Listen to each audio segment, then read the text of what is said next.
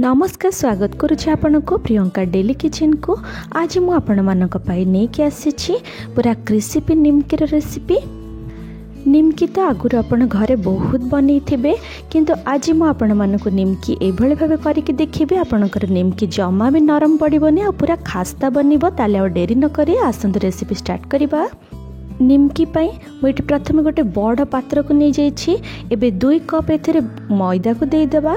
मैदा को दे सारिबा परे एठी गोटे चमच पाखापाखि कला जीरा को दे देछि। आर फ्लेवर आ बास्ना बहुत भल आसीबा पई मुझे हाफ चमच जुआणी को एमती हाथ रे एमती गुंड करके भल भाबरे नहीं जाइए। स्वाद अनुसार लूण नहीं देछि। आ भल भाव खास्ता हाँपाई आम ये 3 ରୁ 4 बड़ चामच रिफाइन तेल को देकी आपको भल भाव एमती हाथ में मिसई नवा। देखिपे हाथ में एमती गुला कले आमर गुला हो जाए तो आम ये जाना आमर खास्ता बहुत भल भाव एबे अल्प अल्प पानी देकी आपको आम पूरा गोटे काठुआ वाला गोटे डो प्रस्तुत करना बा। बेसी पानी दबानी, कारण बेसी पानी करके नरम करके चकुड़ देले आमर तेल बहुत टाणी दे थाए। देखंतु एई भली टिके आम टाण रखिकी डो प्रस्तुत करना बा। आमर ये चकटाटी टिके आमर सेट हाँपाई मुझे 5 ରୁ 7 मिनिट गोटे ओदा रुमाल को एमती भल भाव कभर करके छाड़ी देछि। देखते आम ये 5 ରୁ 7 मिनिट समय हो गलानी। एबे आम कभर काढ़ी आउ टिके भल भाव चकटी नबा। आम बेसी समय को रेस्ट हाँपाई छाड़बानी। बेसी समय रखिले आमर तेल बहुत टाणी नहीं थाए। देखंतु एबे छोट छोट आम जेमिति रोटी बनाऊँ रोटी भाया गोटे गोटे गोला प्रस्तुत करना बा। देखंतु ये सब गुला हो गला परे आम को भल भाव टिके हाथ रे एमती चिकन करके पूरा गोल करना बा। एबे देखंतु ये गोल प्रस्तुत हो गलानी। एबे आसंता को बेली नबा। मुझे किसी मैदा को लेकिन भल भाव दीपटू लगे कि एबे गोटे बेलना पेड़ी ऊपर रखिकी आपको पूरा आम जमी रोटी बेलुचु से प्रोसेस रे आम रोटी भाया आपको बेली नबा। आम ये बेसी मोटा रखिबानी कि बेसी पतला मध्य करबानी। देखो मीडियम भाव ये भाव बेली देछि। एबे आसंत आम एक काटी नबा। देखो ये भाव पतला पतला करिकी प्रथमे गोटे पटु काटी नबा। तापरे पुणी आउथरे साइड भाव काटी नेले आमर पूरा डायमंड आकार रे पूरा प्रस्तुत हो जिवो। एठी मुझे छुरी साहाय्य काटुची। आपणक पाखरे जदि कटर अच्छी आप कटर रे मध्य काटी परिबे। देखंतु गोटे पटु लंबा लंबा काटी सारिबा परे आउ टिके तेरछेकी आउ गोटे पटु मध्य आम एमती कट लगे नबा।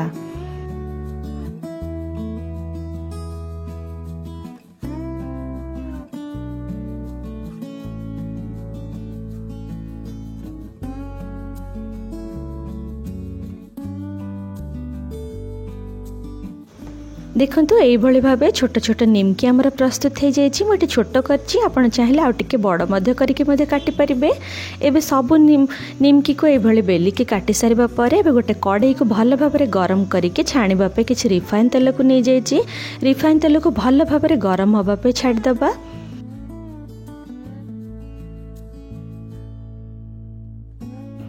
तेल ये भल भाव गरम हो गलानी। एबे काटिकी रखिथिबा निमकी गुडी को तेल रे आस्ते आस्ते दे दबा।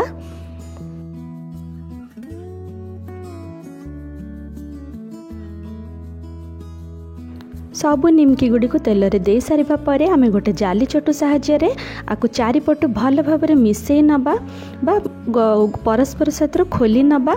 देखंतु एमती करबा द्वारा हमर पूरा निमकी गुडी को पूरा गोटी गोटी होई थाए। 2 ରୁ 3 मिनिट हाई फ्लेम रे भाजी सारिबा परे 5 मिनिट पर्यंत आम लो फ्लेम रे रखिले एमती गोल्डन ब्राउन हो जाए थाए। आ पूरा क्रिस्पी मध्य बनी थाए। देखंतु एबे हो गलानी। आकु गोटे प्लेट को छाणिकी बाहर करना बा। एई भली भाबे सबु निमकी को छाणी नबा। देखंतु एटी सबु मु छाणिकी नहीं आसलेनी। एबे आसंतु आम किछि एथरे मसला को ऐड करबा।